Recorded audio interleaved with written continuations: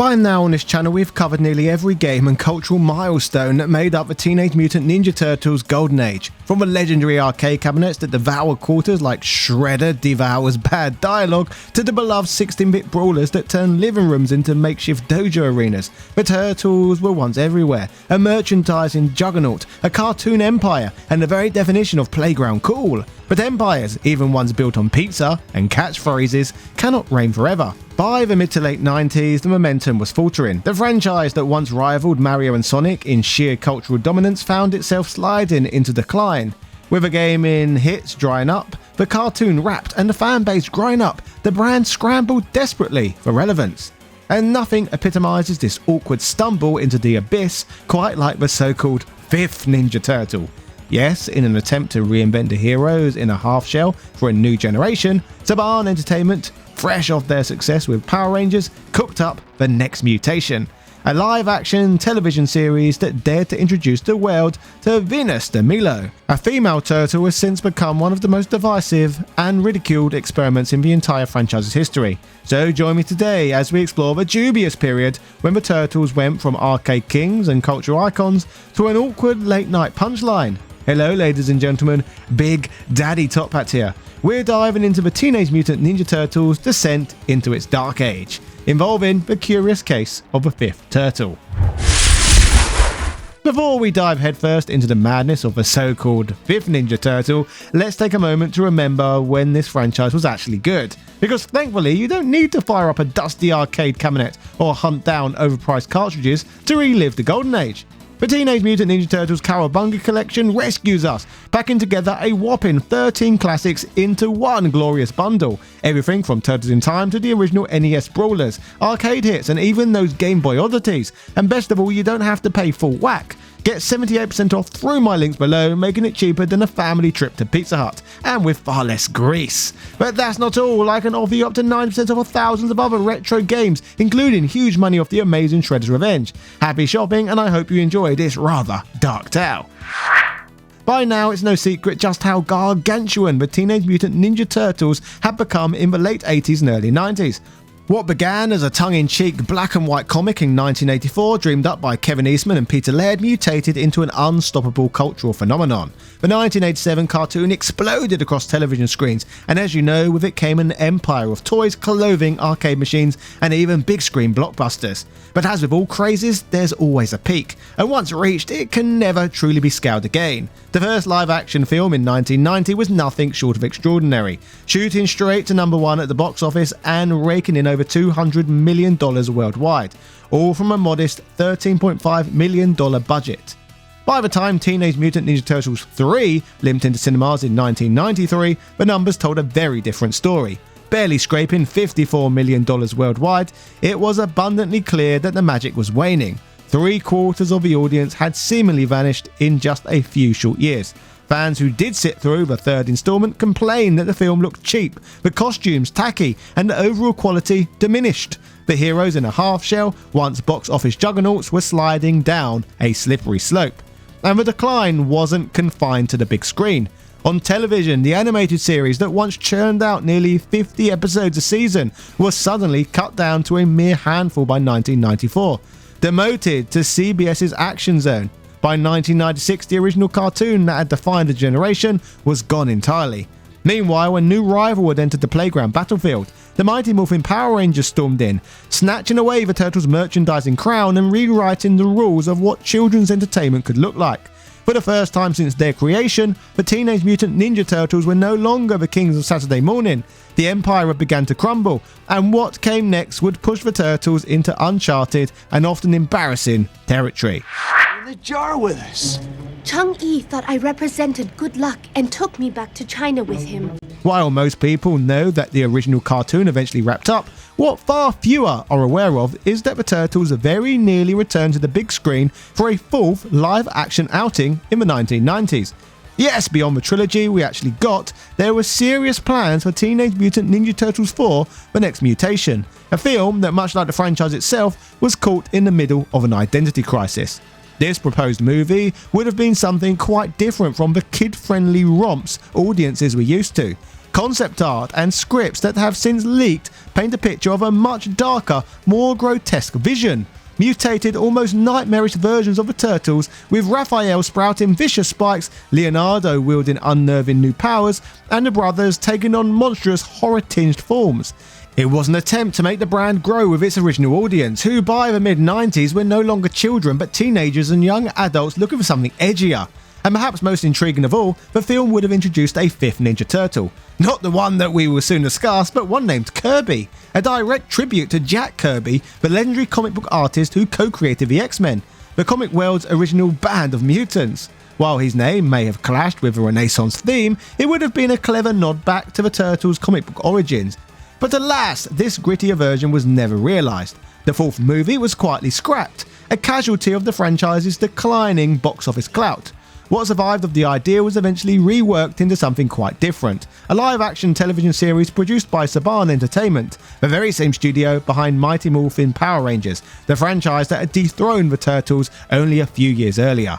This project, of course, would become The Next Mutation, premiering in 1997 on Fox Kids. It was marketed as a continuation of the animated series, but in truth it bore more resemblance to the live-action film canon. It was a series called Awkwardly Between Worlds, trying to recapture an audience that had already moved on. The dream of a darker, cinematic future for the Turtles had been lost, but in its place, something stranger was about to crawl from the ooze. And this time the mutation was not one fans would easily forgive. Yeah. We can do it right back to him. I don't think I like where this is going, Mikey. When The Next Mutation finally slithered onto television screens, most fans quickly realised that this wasn't some continuation of the franchise they knew and loved, but rather an odd, detached entity that seemed to exist in its own little bubble. The very name itself, Ninja Turtles The Next Mutation, or Hero Turtles The Next Mutation here in Britain, implied a bold new evolution. Promotional material even teased that the Turtles were leaving adolescence behind, mutating into adulthood, as though this was going to be the darker, more mature step forward the brand desperately needed. But if you actually tuned in to Fox Kids as I did back in the day, you would have discovered that these promises couldn't have been further from the truth. The show constantly reminded viewers that the Turtles were still teenagers, yet somehow managed to present themselves in the most juvenile way possible. Imagine the cartoon sound effects and slapstick humour of the earlier animated series, then crank the dial up to 11. The Next Mutation was a sugar-coated parody of itself, a version of a turtle so watered down it made even big bad Beetlebugs look gritty by comparison. Saban had clearly decided to abandon the existing fanbase in favour of chasing an even younger audience, and the result was a programme that felt less like Teenage Mutant Ninja Turtles and more like Baby Mutant Ninja Turtles. The problem didn't end there. The show introduced a brand new villain, the Dragon Lord, leading his army of humanoid lizards known as the Rank. Familiar faces returned too, though in ways that made little sense. Shredder, last seen dead, or at the very least definitively beaten, suddenly reappeared stripped of menace and credibility, shattering any illusion that this could have been a continuation of the films. It was a sloppy patchwork of ideas, desperately trying to pretend it all fit together. To long-term fans, however, the greater insult came from what wasn't there. April O'Neil was gone. Casey Jones was nowhere to be seen. Two of the most iconic characters in the entire franchise were simply discarded, as though the producers had decided there was only room for one female lead. And this is of course where things went completely off the rails. Enter Venus De Milo, the so-called fifth Ninja Turtle. Marketed as a bold new direction, she was meant to revitalise the brand, but instead has gone down as one of the most infamous missteps in the series' history. Even Peter Laird, one of the Turtles' own co-creators, despised her very existence, calling her a betrayal of everything the original concept stood for. Fans never warmed to her, critics tore her apart, and the series itself barely limped through a single season before being mercifully cancelled. Today, The Next Mutation is largely forgotten, erased from the collective memory of all but the most hardcore fans. You'll find no nostalgia for this era. No one looks back fondly at Venus, the Dragon Lord, or the carnival of cartoonish nonsense Saban stitched together. It stands instead as a monument to the Turtles' fall from grace, the point where the franchise's golden age had well and truly curdled into its dark one. But we need to wade much deeper into the sewer sludge to appreciate how grim this era truly was. When it comes to Venus De Milo, there is nothing inherently offensive about the idea of her on the surface. The outrage never stemmed from her gender or even her design. It came from the fact that she was dumped into one of the worst incarnations of the Turtles ever produced, with the writers tripping over themselves to retcon the franchise's sacred origin story just to wedge her in. For over a decade, the Turtles' beginnings had been untouchable. Whether in Mirage Comics, the cartoon or the films, the story was always the same. 4 baby sibling turtles, drenched in mutagen ooze, fused with humanity because they had once been the pets of a man. Simple, elegant and consistent. So how, you might ask, could there suddenly be a forgotten fifth? The Next Mutation gave us the answer, and it was laughable. According to this vision, Splinter, the wise and all-seeing master, simply failed to notice one of the turtles when scooping up the others, leaving poor Venus to float downstream like discarded baggage. She washed up in Chinatown, where she was conveniently discovered by a shinobi magician named Chung. He whisked her off to China, raised her as his daughter, named her Mai Pai Chi, and trained her in mystical dream world martial arts. Ridiculous, right? But we're only just getting started. Chung, it turns out, was apparently in regular contact with Splinter throughout the world of dreams, yet chose never to mention, "Oh, by the way, I've been raising your missing child." He also just so happened to own a magical mirror that contained an army of humanoid dragons who inevitably escaped, killed him, and sent Venus packing back to New York. This flimsy contrivance was the excuse to bolt her onto the main cast. Technically, none of this contradicted the canon, but this is where the show delivered its most insulting blow. For the first time ever, the Turtles were no longer brothers. Instead, they were recast as just close friends and allies, a change that wasn't just implied but stated outright in dialogue. When Venus calls herself their lost sister, one of the boys immediately snaps back that they aren't blood relatives, so she couldn't possibly be family. Why the bizarre rewrite? The answer is painfully obvious. The producers wanted endless slapstick, juvenile gags of the Turtles bumbling over themselves to flirt with Venus. And they couldn't do that if she was their sister. That's it. That's the grand reasoning behind this canon-breaking betrayal. Even Peter Laird himself disowned the idea, flatly declaring that there should never be a female turtle and calling Venus's existence a betrayal of the original concept. With one of the franchise's own creators openly denouncing her, Venus cemented her place as one of the most divisive and most derided additions to Turtles' entire history. Some fans have tried to patch over this mess with their own darker headcanon. Maybe they argue the show really was a continuation of the live-action films, and the brothers only told Venus they weren't siblings to spare her the psychological trauma of being abandoned as a baby. A noble thought perhaps, but let's be honest, this wasn't clever subtext. It was a cheap, hasty workaround by the writers to avoid the uncomfortable reality of 4 anthropomorphic reptiles leering over their newly arrived sister. And in doing so, they ripped out one of the franchise's strongest anchors, the Brotherhood, that unshakable family bond that had always been central to the Turtles' identity. But in The Next Mutation, that bond was tossed aside purely to pave the way for a conveyor belt of gag scenes where the 4 close friends and allies tripped over themselves trying to flirt with Venus. It was tacky, it was tasteless, and it was precisely the nightmare fans feared the moment a female turtle was announced. To make matters worse, Venus's magical powers, abilities that set her apart from the group, disrupted their carefully balanced dynamic. The scrappy, rough-edged charm of the Ninja Turtles was gone. Instead, the series now felt less like Teenage Mutant Ninja Turtles and more like a half-baked Power Rangers spin-off, complete with rubber suits and mystical nonsense that had no business being there. When it comes to the rest of the cast in The Next Mutation, you'd be forgiven for wondering if these were even the same characters at all. Their behaviours were different, their designs were off, and worst of all, they were written like complete idiots. And yet, despite its sheer awfulness, this creative catastrophe somehow limped its way through a staggering 26 full episodes. Yes, one entire season's worth of slapstick nonsense, ready to torment anyone brave or foolish enough to endure it. Unsurprisingly, poor ratings and even worse toy sales forced Fox and Saban to put the beast out of its misery after just a single year. Now, I could sit here and pick apart every painful plotline, but mercifully, that unholy task has already been claimed by a YouTuber by the name of Felonious Proteus, who, in a display of madness or masochism, went on a quest to review every episode one by one. So if for some deranged reason you want to immerse yourself in the series without physically gouging your eyes out, his channel may be your only salvation. Still, subscribe and comment below how keen you are for me to subject myself to a similar fate. Reflecting on this disaster, of course Saban wasn't content humiliating the Turtles with just one show. No, they had to go further, arranging one of the most bizarre crossovers in television history. In 1998, the Turtles guest starred in Power Rangers in Space. For the first time, the two franchises weren't competing for toy sales. They were awkwardly shunted together under the great Saban umbrella. The result was Shell Shocked, an episode that at the time probably blew a few kids' minds, but in hindsight reeks of desperation.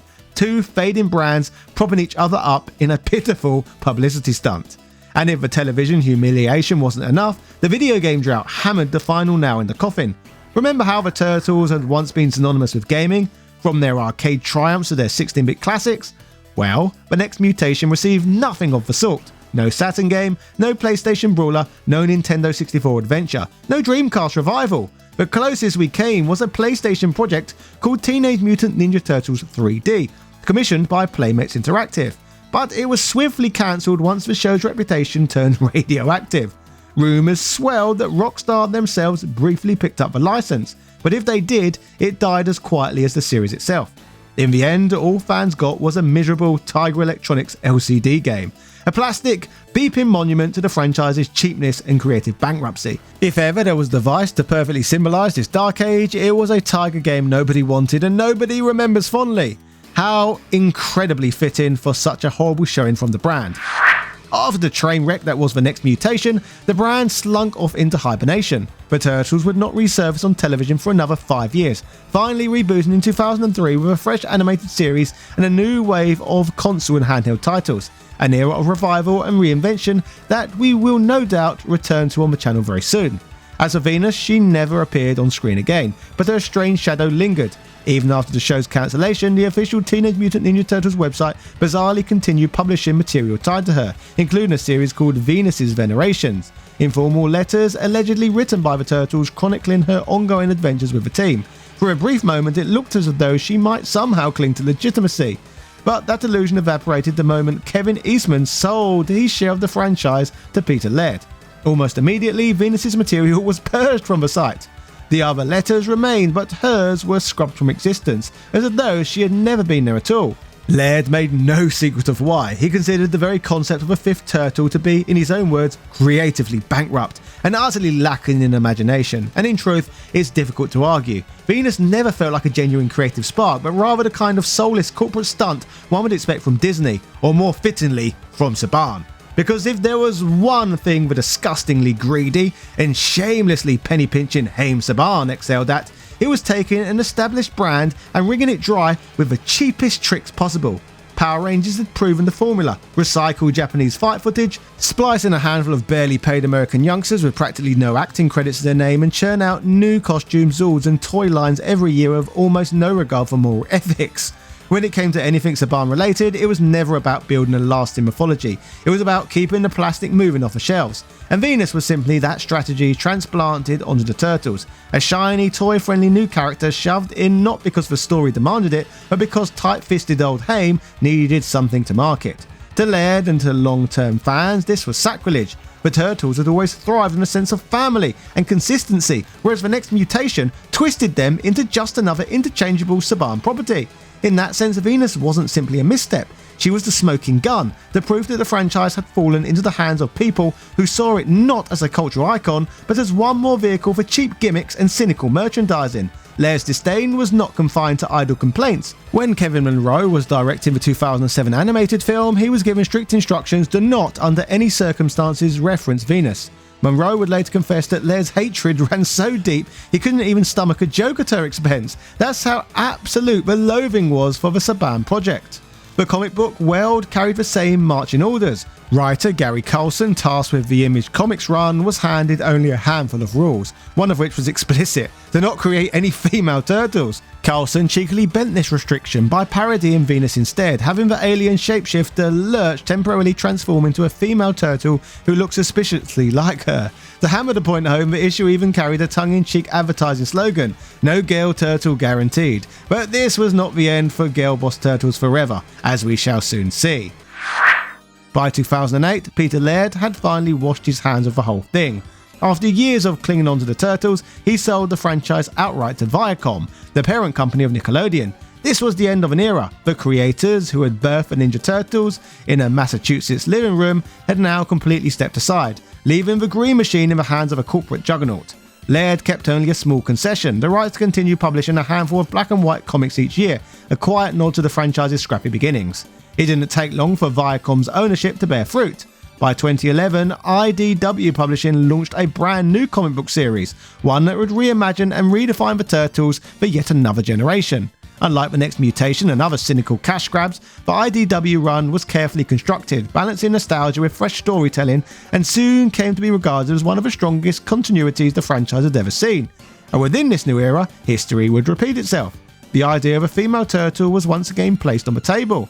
This time, however, things were different. Instead of being parachuted in as a soulless stunt character, the newcomer, Jennika, was organically woven into the existing story. She began life as a supporting character, before eventually becoming a turtle through circumstances that made sense within the narrative. Unlike poor Venus, Jennika's inclusion was more earned, and to the surprise of many, she was not only accepted but embraced by a lot of the fanbase. But of course, that is an entirely different saga, with twists and turns that deserve a video all of its own. So if you want me to cover the full story of Jennika, then you know what to do. Subscribe and peer pressure me in the comments until I finally cave in and make it happen. Go on, you know you want to do it. Speaking of peer pressure, if you want to relive the actual glory days of the franchise instead of wallowing in the dark age, the Teenage Mutant Ninja Turtles Cowabunga collection rescues us. It packs together a whopping 13 classics in one glorious bundle, everything from Turtles in Time to the original NES brawlers, arcade hits and even those overlooked Game Boy oddities. And best of all, you don't have to pay full whack. Right now you can grab it for 78% off through my links below, making it cheaper than a family trip to Pizza Hut and with far less grease. But that's not all. Through those same links, you can scoop up thousands of other retro greats for up to 9% off, including massive savings on the brilliant Shredder's Revenge, the modern return to form that reminded us all what the Turtles are capable of when handled properly. So do yourself a favour, grab the bargains, fill out your collection and reward yourself after enduring this rather dark tale of the Turtles' fall from grace. Cowabunga, and I'll see you in the next video. Cheerio!